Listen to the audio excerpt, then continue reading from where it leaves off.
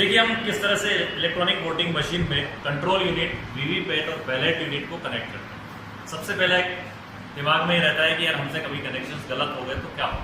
मैं आपको वो तरीका बता रहा हूँ कि आपके इन तीनों मशीनों के कनेक्शंस आपस में चाहकर भी गलत नहीं हो सकते। उसके बाद मैं आपको दिखाने वाला हूँ कि यदि आपने कनेक्शंस किए हैं और इलेक्ट्रॉनिक वोटिंग मशीन काम नहीं कर रही है तो आप आपके लेवल पर क्या क्या कमियाँ देखकर उन्हें पूरा कर सकते हैं।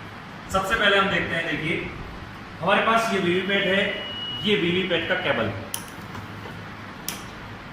ये हमारे पास बैलेट यूनिट है और ये बैलेट यूनिट का केबल है, और ये है कंट्रोल यूनिट। इस कंट्रोल यूनिट में कोई केबल नहीं है, केवल एक सॉकेट है। अब यहाँ देखिए आपके पास केवल दो केबल हैं, एक केबल बैलेट यूनिट का और एक केबल वीवीपैट का। इस कंट्रोल यूनिट में केबल नहीं, ठीक है। अब कंट्रोल यूनिट में सॉकेट है, मतलब एक केबल इसमें लगना है। एक सॉकेट आपका है इस वीवीपैट में, यहाँ पर यहाँ आपको लगाना है। इन्हें सॉकेट दो हैं और पिने दो। अब प्रश्न ये आया कि कौन सा पिन किस सॉकेट में जाएगा। आपको कुछ भी नहीं सोचना है। देखिए ये केबल वीवीपैट में से निकल रहा है, यानी ये पिन वीवीपैट के सॉकेट में तो नहीं लगेगा, इतना तो तय हो गया। जब ये तय है कि ये केबल इस सॉकेट में नहीं जाएगा तो इस केबल को कहाँ जाना है, बिल्कुल तय हो गया कि ये केबल आपकी किस में कनेक्ट हो जाएगी, इस कंट्रोल यूनिट में। सबसे पहले हम इसको कंट्रोल यूनिट में कनेक्ट कर दें। देखिए कनेक्ट करने का बिल्कुल सिंपल सा तरीका, जैसा मैंने अभी आपको बताया था, रेड को रेड से मिलाइए और ब्लैक को ब्लैक से मिलाकर ऊपर से हल्का सा प्रेस कर दीजिए।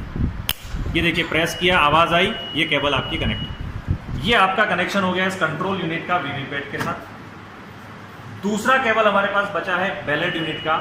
इस बैलेट यूनिट को लगाने के लिए अब सॉकेट हमारे पास एक ही बचता है और वो है आपका वीवीपैट में। तो देखिए हम वीवीपैट में इसको कनेक्ट कर देंगे इस तरह से, रेड पोर्शन रेड की तरफ, ब्लैक ब्लैक की तरफ, और इसको प्रेस कर दें। ये आपका कनेक्शन प्रॉपर हो गया। अब ये किसी भी तरह से कनेक्शन में कोई मिस्टेक नहीं।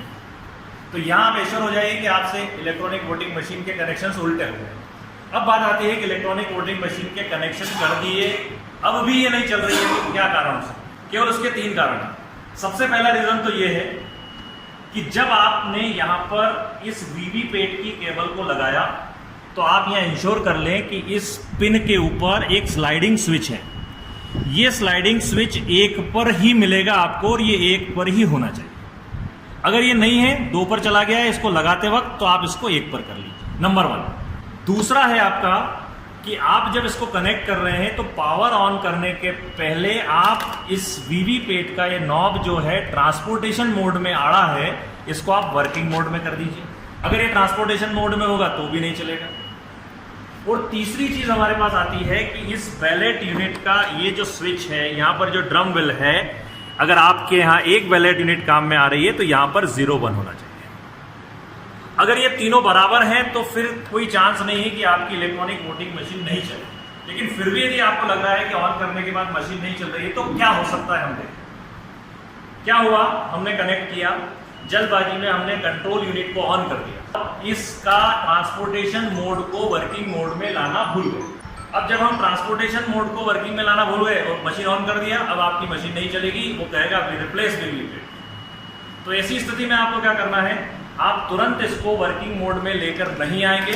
आपको करना है सबसे पहले इस कंट्रोल यूनिट का स्विच ऑफ, उसके बाद आप इसको वर्किंग मोड में लेकर आइए और फिर कंट्रोल यूनिट का स्विच ऑन करें। अगर इसको ऑफ करने के पहले ऑन पोजीशन में आपने इसको लिया तो ये वर्क नहीं करेगा। दूसरी चीज, अगर आपको बाद में याद आता है कि स्लाइडिंग स्विच 2 पर है तो आप इस मशीन को चालू कंडीशन में भी इसको 2 से 1 पर मत लाइए।